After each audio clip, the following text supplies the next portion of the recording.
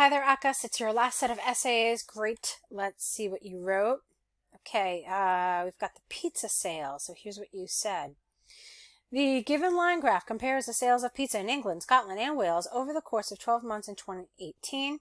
Overall, it is obvious that there were, I don't know what happened here with this red.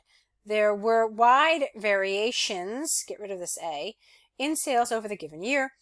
While England and Scotland increased their sales, Wales did the opposite. Okay, yeah, that's true. Yeah, that is true. Okay, good. Lovely. In 2018, only about 15,000 pizzas were sold.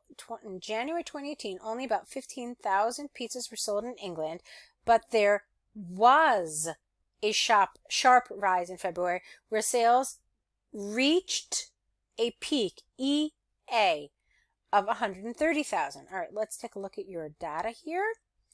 We're talking about England, which is purple, 15,000. And okay, that's good. It reached a peak. That's true.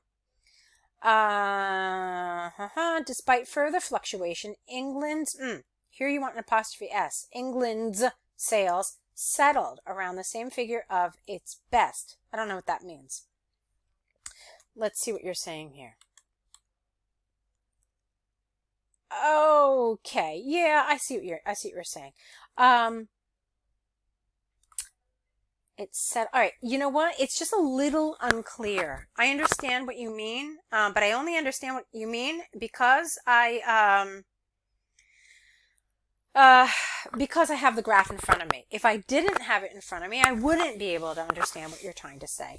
I think what you could have said here, and I like that you mentioned the fluctuation, I think it would have been better to say that after February, England experienced some fluctuation around 100,000 per month. Okay, that's fairly accurate. Around 100,000. Okay, with another peak in July at 130 and ended the year again at 130,000. So something like that. Because here's the thing, Akas, you've got 36 pieces of information here. Okay, obviously you can't mention all of them, but it is important to mention some of these key ones. So what you mentioned here was 1, 2, and then 3. So 3 out of 12 is just probably not enough. So I think it would have been a good idea to mention that there was fluctuation around this 100,000 mark, and that you did have a total of 3 peaks throughout the year. Okay, 1, 2, 3. Those are the key pieces of information. So these 3 peaks, this kind of where it stayed here, and so essentially 5 pieces of information out of the 12.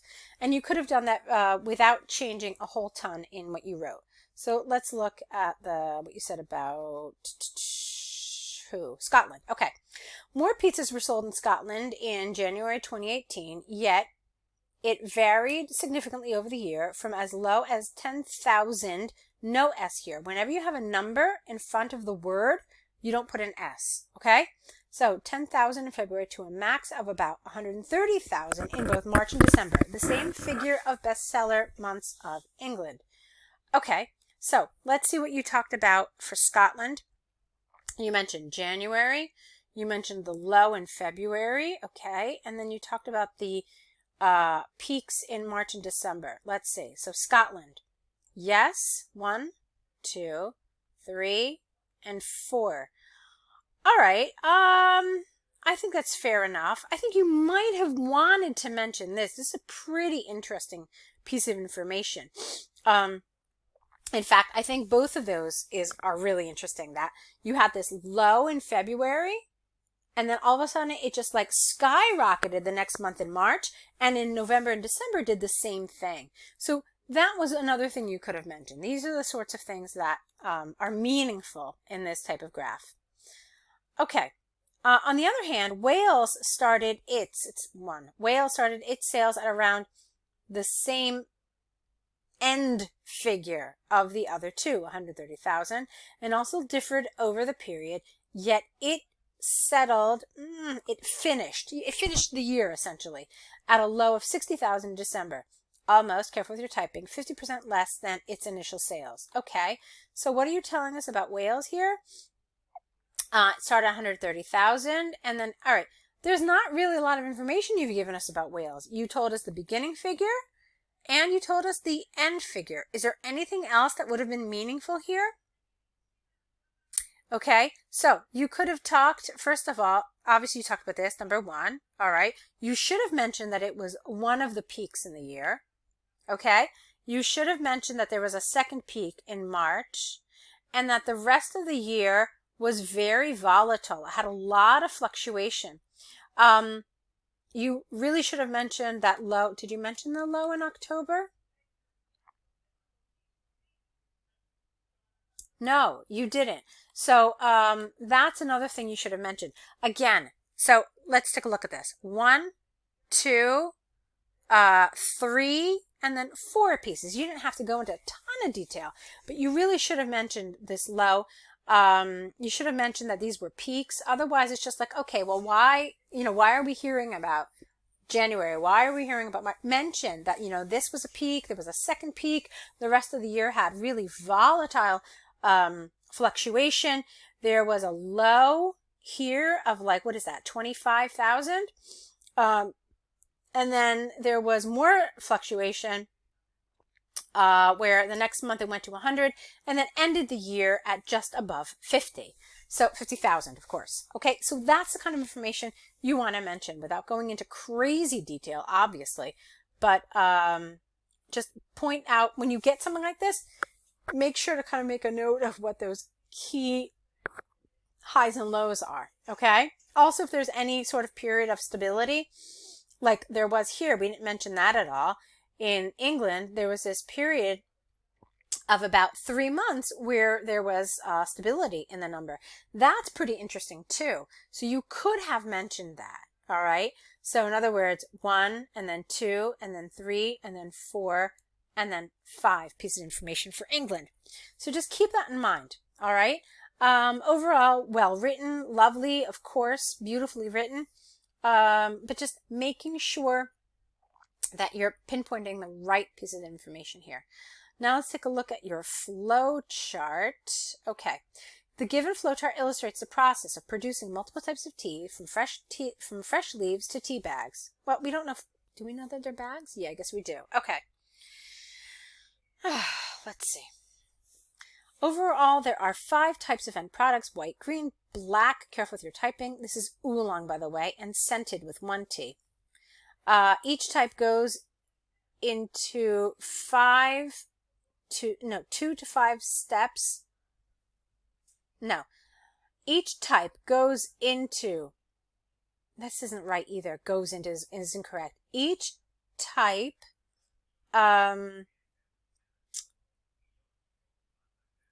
goes under 2 to 5 processes to be ready for serving. That I think would be the better way to say this. Okay. Any type of tea mandate, I don't understand what you mean here. Tea mandate? I'm not sure. Any type of tea beginning with harvesting fresh tea leaves followed. Okay, grammar here is an issue. Careful. What you wanted to say was all the tea leaves, all the tea types share the same first step, which is sorting and cleaning. Okay. Green, I don't know where I heard the word Greek, sorry. Green and black and oolong subtypes involved further common processes that start, careful with your tenses, because look, here you've got past tense, here you've got present tense, so you want to be consistent here. Green, black, and oolong subtypes involve further common processes that start with withering and frying at a certain stage for each one. Green tea is pan-fried, steamed, or fired up front before being rolled, shaped, and dried with some added jasmine. In contrast, oolong and black tea are fried and dried at their end stages, where the former goes into a short undergoes a short fermentation compared to a full one for the latter. Lovely. Preparing white tea is the simplest of all. Only 2 stages are required, steaming followed by drying. Okay, that's good. Although mentally I like getting rid of white tea first, because it is the simplest. So it makes more sense to just kind of talk about it and then be done with it. Okay. On the other hand, scented tea is a byproduct that is started with a pre-prepared green, black, or oolong tea, which in turn goes into a drying process before being scented with fruits or flowers. Having been cooled, the scented tea is packed in tea bags to be ready for serving. This is beautiful. I love this. This is really, really nice. You did that really nicely. I thought this was pretty good. I thought you did a nice way of comparing green and black and oolong. I typically do this a different way, but that's fine. I like the way you did it. I thought it was great. I thought you did a really nice job. Okay, so why don't we move on into the government's moving companies. Let's see what you said here. Let me just hold on a second. There we go. Okay. Let's get rid of the word the here. Okay, so overcrowding in major cities is increasing day by day. In many countries, authorities are trying to persuade many businesses to relocate in order to reduce the load on the large cities. Some analysts argue that this move is advantageous, while others believe the opposite. In this essay, I will discuss both viewpoints with some detail. All right, lovely. Really good. You didn't have to mention your position here. They didn't ask for it. You just said you're going to talk about both. Perfect. To begin with, moving out of large towns can not only improve the quality of life there, get rid of in, but also the quality of air. The crippling high prices of houses and apartments 1p is in the city is the result of its huge population. So by relocating some major businesses, there will be a relocation of their employees and ultimately less demands on accommodations, and as a result, more affordable prices for the citizens of that targeted city. In addition, with fewer, not less, fewer factories, the emission of harmful gases will be reduced and air will be cleaner for the inhabitants, IN, which will reflect on their well-being. Okay. In short, quality of life is anticipated to be improved significantly by relocating some companies to new locations. Okay, nice. Here's the thing. You talked about quality of life and quality of air, but your first kind of idea focused on affordability. And that's not something you mentioned in your topic sentence. So I would have liked that. You talked about quality of life with quality of air. Okay. So you kind of lumped them together.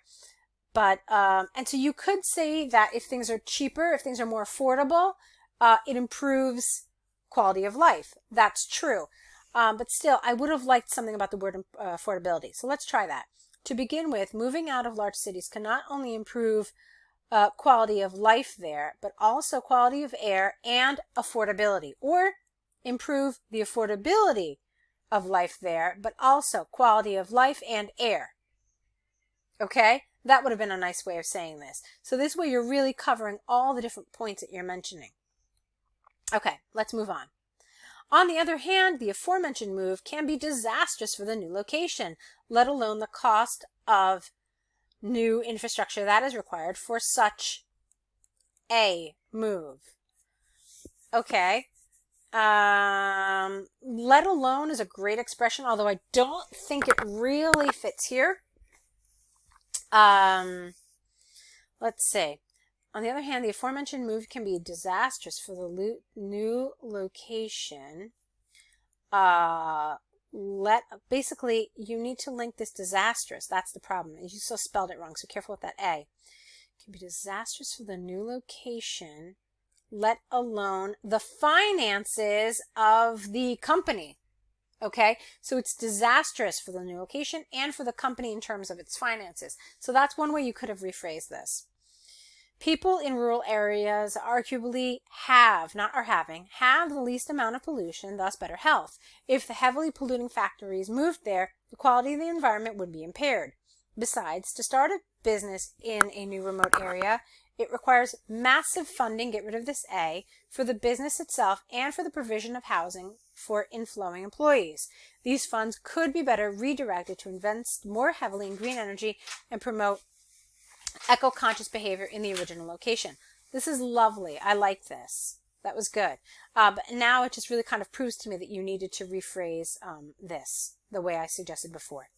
To sum up, the current move of governments to relocate companies out of the main cities might be beneficial. However, some believe that it will harm the new location as it did for the current one. Okay, this is nice. I really like this. This last little sentence felt a little strange to me. It will harm new locations as it did for the large cities, not the current one. The current one sounds a little strange. So you want to mention for the metropolitan areas, for the metropolitan cities, for the large cities, something. Okay? I thought you did a great job, though. It read really well. I'm so happy with how you've been writing. It's really very good. What I want you to work on before your exam, which I know is coming up, is I want you to work on some of these areas that I've pinpointed with you that are these little mistakes that you've made. Okay? That's what I want you to review over the next couple of days before your exam. I don't know if you have any time to do any more corrections with us prior to your exam, but really sort of review all the feedback and work on those areas a little bit. Also, if you have any questions, feel free to write in your email any sort of last tips or any sort of questions you've had about your writing. You're doing really well, so just watch out for the areas that we've been talking about, okay? I look forward to hearing from you. I want to hear how your exam goes, absolutely, and of course your results when they come out. I want to wish you lots and lots of luck. You've been working really hard and you deserve lots of success, so good luck to you.